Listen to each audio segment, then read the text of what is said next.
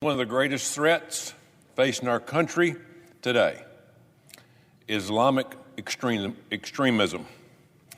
24 years ago, September 11, 2001, nearly 3,000 innocent Americans were murdered in a coordinated terrorist attack carried out by radical Islamic extremism. Those of us who lived through that day remember exactly where we were when those planes hit the buildings. That day changed this country forever. We were smacked in the face with the reality that there are people who are so hell-bent on destroying America that they will kill themselves just to try to harm us. That's reality. It sends shivers down your spine, but it's true, and it happened. In the aftermath of 9/11, we created the Department of Homeland Security. Basically, we went to war. We spent the following 2 decades unsuccessfully attempting to westernize the Middle Eastern countries most responsible for this attack. We strengthened surveillance and gave up personal freedoms in the hopes of preventing another large-scale attack. But 20 years later, we have to ask, have we made any progress at all in rooting the evil of radical Islam out of this country? Have we done it? Let's be honest. Radical Islamic terrorism didn't go away after 2001. In 2009, 13 people were killed in a mass shooting at Fort Hood by an Army psychiatrist who was radicalized by Islamic teachings. In 2013, 3 were killed and hundreds injured when 2 brothers detonated bombs at the finish line of the Boston Marathon. They were inspired by their radical Islamic beliefs. Then in 2015, an ISIS-inspired couple killed 14 people and injured 22 at a party in Southern California. In 2016, Omar Muteen killed 49 people and injured 53 more at a nightclub in Orlando, Florida. Muteen pledged allegiance to ISIS during this attack. It continued in 2019 when a Saudi military trainee opened fire at the Pensacola Naval Air Station, killing 3 Americans, including 1 young man from my home state of Alabama. Earlier this year in Louisiana, a deranged person drove a truck into a crowd on Bourbon Street in New Orleans, killing 14 people. To no one's surprise, he said he was inspired by the Islamic State. These attacks, they weren't just against people, they were an all-out assault on Western culture, freedom, and the values that we hold dear to our heart. But it doesn't stop there. Thanks to Joe Biden, thousands of people on the suspected terror watch list were allowed to enter this country over the past 4 years. Islamic extremism and Sharia law openly call for the destruction of America and Western culture. Let's be clear. Let's be clear about this. The thousands of terrorists we have allowed to enter our country have brought their anti-American rhetoric and ideology with them. We're seeing this in cities like Minneapolis, Dearborn, Portland, Chicago, and even New York City. The leading candidate for mayor in New York City is a far-left socialist who sympathizes with extremist groups like Hamas. But this insanity, sadly, isn't limited to New York. We have elected members of Congress who openly support the radical Islamic terrorist organization Hamas. Just yesterday, we paused to remember the more than 1,200 innocent people, including 40 Americans who were slaughtered by Hamas terrorists in Israel on October the 7th, 2023. Hamas literally means Islamic Resistance Movement.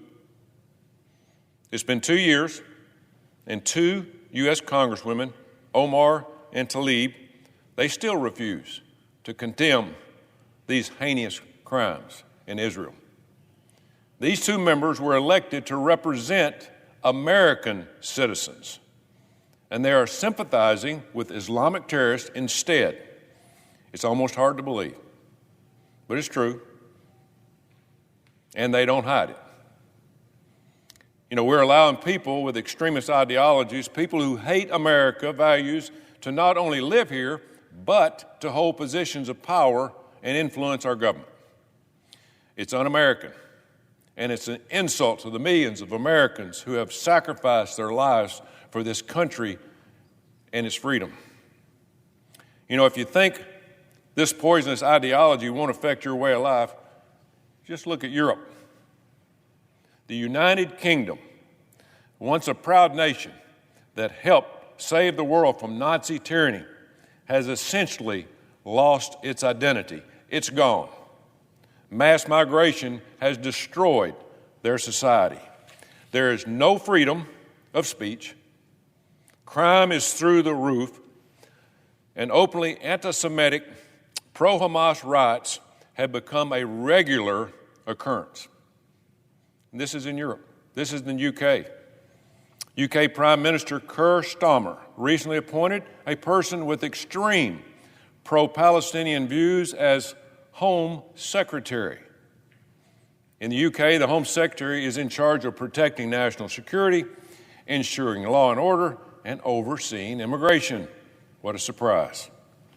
So the person who is in charge of immigration and national security for the UK is openly a pro-terrorist.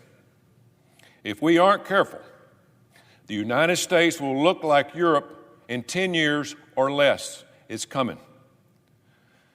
We can't bury our heads in the sand about this any longer. The Quran openly calls for violence against non-Muslims, openly.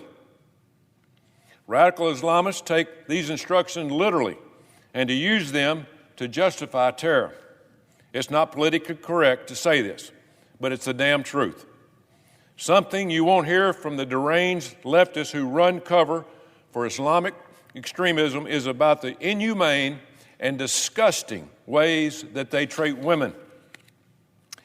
In Muslim countries that follow Sharia law, it is considered normal for women to be raped, trafficked, and forced to marry as young as age of 6.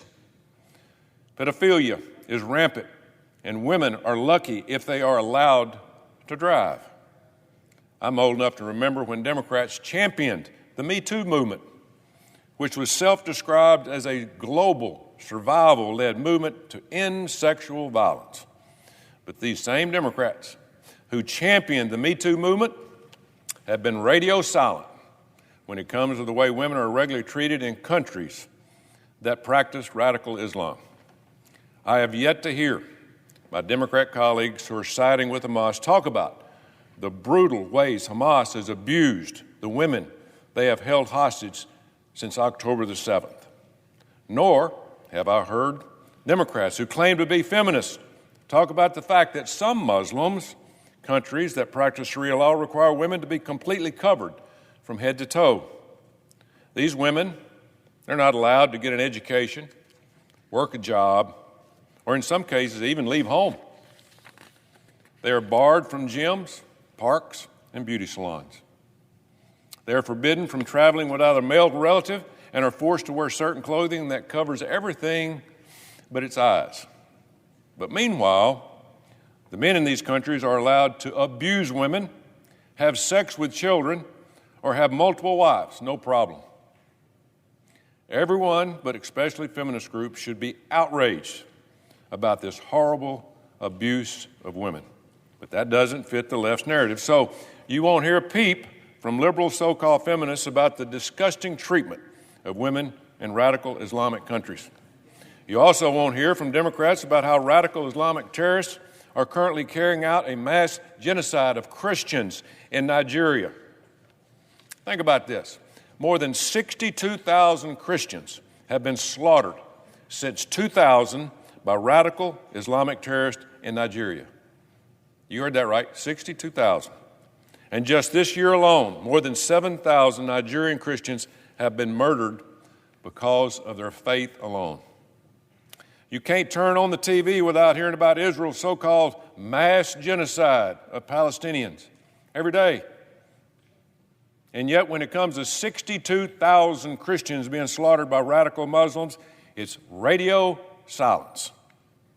This extreme ideology is straight from the pit of hell, and it has no place in American society. We are blessed that freedom of worship is a constitutional guaranteed right in this country. That's what our forefathers fought for.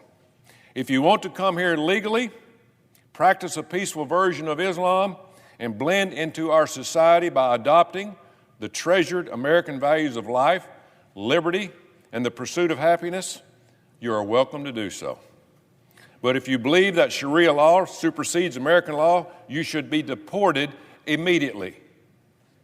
If we don't take a stand now, our way of life, our Christian values, our freedoms, and our national identity will disappear in this country. And that's the Constitution of the United States of America. Sharia law is an anti-American and has no place in a free society. Texas is already taking action to ban Sharia law, and I commend them. Other states should follow. We must protect American values, not apologize for them. I truly believe we are at a crossroads in this country. For too long, people have tiptoed around this issue, afraid to hurt somebody's feelings or make people uncomfortable. But the time for being politically correct is over. The truth is that radical Islamic extremists want every single freedom-loving American dead. Bottom line. They have proven over and over again that they are willing to do whatever it takes to kill just one American citizen. Whatever it takes. And it isn't just happening overseas. It has been allowed to fester and is alive and well in our very own country, just waiting for the right opportunity to attack. It's coming. Just yesterday, thousands of extremists gathered in New York to champion radical Islam. It's scary. So the question is, will we continue down this path and end up like Europe? Or will we honor the sacrifices made by the millions of Americans who have given their lives for our freedoms by standing up against people like the radical Islam? Now's the time to act, because if we don't, we will lose this country as we know it. It will be gone. This isn't about a Republican or Democrat issue. It's an American issue. I hope my Democrat colleagues will join me in sending a loud, clear message that we will not tolerate Sharia law in this country. Not now, not ever. I don't call it nationalism or populism or all these other Americanism. And Marxism and Islamism is in the Declaration of Independence, the recognition that God is the sovereign. And the reason why the people are sovereign in any country or government is because they're God's children. The ruling class isn't sovereign. Some Marxist party's not sovereign. Some fascist dictator's not sovereign. The people are sovereign. Hence, the consent of the people, representative government, divided power to protect the rights of the individual. Our Bill of Rights, specifically to protect your rights. That's why we have it all, because of the basis of our founding. And the Islamists don't have it. The Marxists don't have it. They don't believe in it, and they want to destroy us. You see, this isn't just about the Jews. It isn't even just about the Christians. It's about the West. And when they're done with the West, it'll be about Muslims who don't agree with them, who they're slaughtering as I speak. It'll always be something or someone. And they have this in common with Marxism. Now, Marxism is anti-religion, obviously. Marxism believes man effectively as God. We determine our future and so forth. And I wrote extensively about this in American Marxism, and I touch on it in my new book on power. So how is it that the Islamists and the Marxists are joined at the hip right now? You will find that since I wrote my American Marxism book, And he came out, I think it was 2021. Folks in our movement, the conservative movement, so-called scholars are now talking about, oh my goodness, this mix between the left and the right. It's not a mix between the left and the right, as I discussed earlier. It's a mix between Marxism and Islamism. It's a fusion. Because both require the destruction of the West.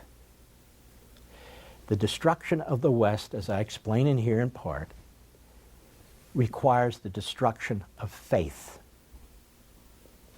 Your declaration, when it talks about eternal truths and universal truths and natural rights and natural law, the Creator's mentioned 7 times, is based on the Judeo-Christian value system as well as the Enlightenment. Marxism rejects the Judeo-Christian value system and the Enlightenment. The Islamists reject the Judeo-Christian value system and the Enlightenment, which they've never actually experienced. We know this is what the founding is based on because the founders told us, as you'll see in the book. This book's not a religious book. Far be it from me to write a book on religion. But it is a book that recognizes how we came to be. And this is why it's so crucial right now, to counter this. To counter this. And it's not just him, it's all over the place. One of the great distinctions between Americanism, I don't call it nationalism or populism or all these other silly types, Americanism, and Marxism and Islamism is in the Declaration of Independence, the recognition that God is the sovereign. And the reason why the people are sovereign in any country or government is because they're God's children. The ruling class isn't sovereign. Some Marxist party's not sovereign. Some fascist dictator's not sovereign.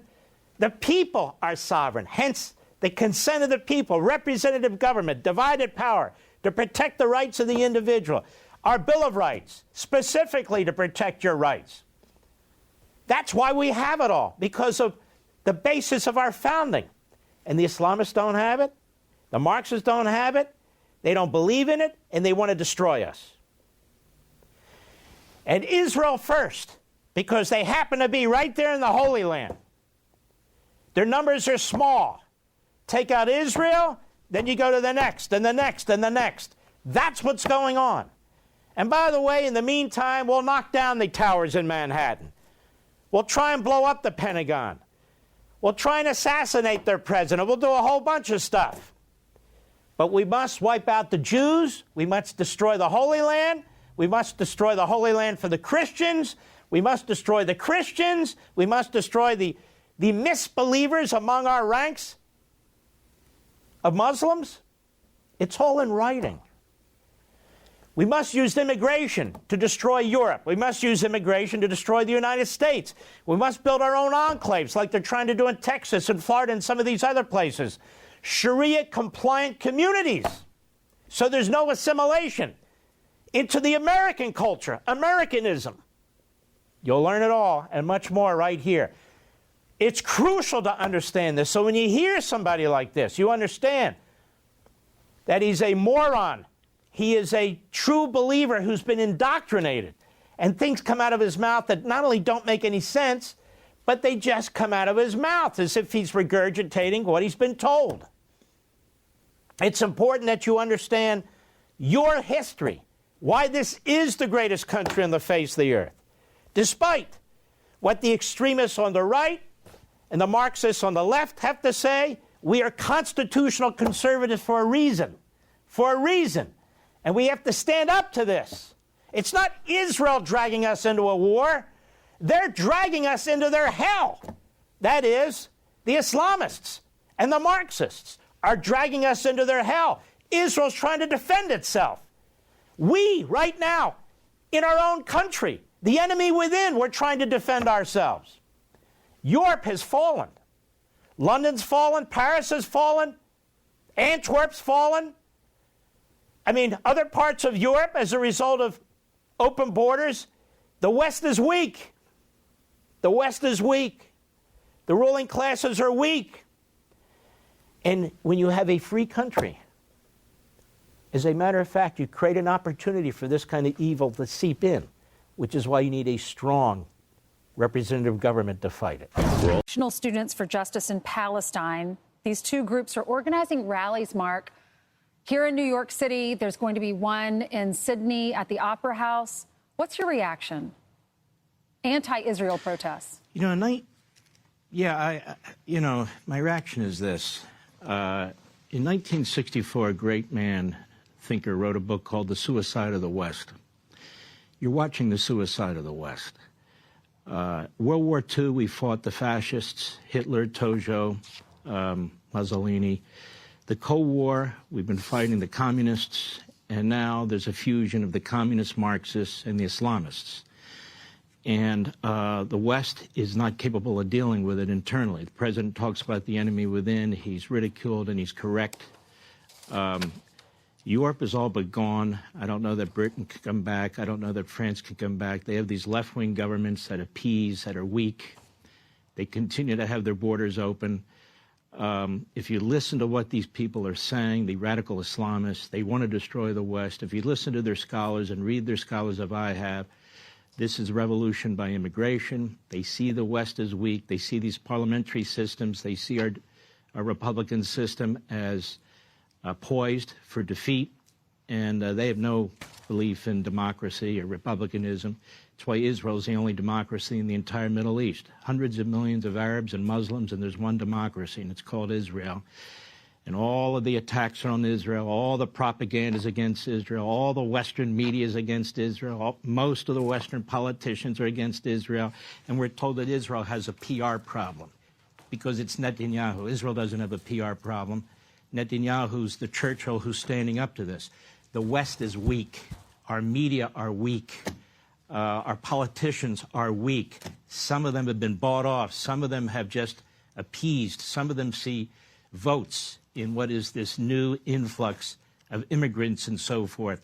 This is what you see. You would not have seen this 10 years ago, 20 years ago in the United States of America. 2 years after 1,200 innocent young human beings were slaughtered, raped, butchered, videotaped in the greatest attack since the Holocaust on Israel. 9/11 was the greatest attack on America since World War II and Pearl Harbor. Who did it? The same Islamists hit us on 9/11 as hit Israel on October 7th. And whose fault is it? Israel's fault? I mean, this shows you a sickness and a weakness in the West. And it is very important that we get the hostages out. But it's also important that Hamas is destroyed because they will come back again. It is an ideology that doesn't die. This is out of the 7th century. These are primitives. These are barbarians. It is a bloodlust. The more torture, the more starvation, the more people they kill, the happier they are, the more successful they are. That's the ideology. The West doesn't understand the ideology, or people in the West don't want to deal with it. Our diplomats, for the most part, don't understand the ideology. They're looking, I need a deal today, I need a deal next month, I need a deal this. That's fine. But if Hamas comes out and survives after all of this, then they've won. And that's the way they view it. And unfortunately, I agree with that. Now, let us look at this. The fact of the matter is you have 1,152 Israeli soldiers that have died in this war. That's the equivalent of 40,000 American soldiers. There would be less IDF deaths if the IDF and Netanyahu and Israel were, as the Western media say, that is, just seeking genocide. That war in Gaza would be over in less than a month if the Israelis used the firepower they have in Gaza. But it doesn't matter. We still have news sites, including Israeli news sites, American news sites, who continue to talk about the casualty numbers that are fed to them from Hamas. No matter how many experts from the Wharton School and others say it's not possible what they're talking about, the death of children and the death of women. It doesn't matter. They keep pushing it because they push an agenda. It doesn't matter that the New York Times used phony photos on the front page of its newspaper. You know, During the Holocaust, we have black and white films, largely thanks to Eisenhower, who said, I want you to get your TV crews in there, and I want these so people see what happened. We have film after film after film. People can see it online. You don't have that in Gaza. Instead, you have phony pictures. Instead, you have propaganda coming from Hamas that uses its hospitals, its mosques, that slaughters its own people. I mean, truthfully, we have 250 hostages taken. It's crucial that we get back those who are alive and the bodies of those who have been killed, because in the Jewish faith, it is important to get the body back. There's a belief in the Jewish faith that the body and earth, in many ways, are one. That's why it's crucially important. But that said, you now have, and I'm looking at the updated number again, 1,152 Israeli soldiers who have died. These are citizen soldiers, 40% of whom are under the age of 21. That's the equivalent in the United States. It's a nation of 9 million people, of 35,000 to 40,000 soldiers. And I would ask my fellow Americans this question. If the drug cartels came across our border in Texas and slaughtered 35,000 to 40,000 people in 5 hours, took pictures of it, took movies of it, the raping, the pillaging, the decapitating of babies, and then on the way out, they grab another 10,000 as hostages and secrete them somewhere in Mexico, what the hell would we do about that? Would we say 2 years is too long? Would we care what the international press has to say? Would we care what these Islamist imams in Dearborn, Michigan have to say? Would we care? No. You have an Israeli army that has their enemy finally surrounded after being pulled back by the Biden administration. You've had these spurts and starts on negotiations, mostly as a result of the international community. They've now surrounded the enemy in the city of Gaza. And what are they told to do? When Berlin was surrounded, what did we do? What did we do during World War II? When the Japanese wouldn't surrender unconditionally, we didn't continue to negotiate with them, did we? We had to destroy them. You can't win a war if you don't destroy the enemy. We talk about forever wars. Well, they'd like to end it. Hamas is surrounded, and Hamas is now negotiating. Negotiating for what? Effectively, it's survival. The Israelis could finish them off. People say, this got to get over. The pictures are too much. The PR is bad. This is why I don't think we could win World War II today with the kind of people in diplomacy around the West and so forth. They'd be showing the pictures of Dresden. They'd be showing the pictures of the Battle of the Bulge, how horrific it was. They'd be talking about all the civilian deaths and so forth and so on. I don't think we could win World War II today with the psychology and the mentality. And here's the thing. We're not losing anybody. We're here in the United States observing what's taking place. And we're saying, this can't go on much longer. Shouldn't the Israelis decide what needs to be done to survive? They are surrounded. This is a tiny country the size of New Jersey with a population of a small to mid-sized state in the United States. Mm-hmm. They've defeated Hezbollah. They're trying to defeat Hamas. They've defeated Iran primarily. They're still fighting the Houthis. A tiny country surrounded by hundreds of millions of people, by 27 countries that are supported by the Russians and the communist Chinese. They are the David against the Goliath. And yet, look how the propaganda has worked. The West, I hate to say it, but it's a wake-up call. The West is dying right now in front of your eyes.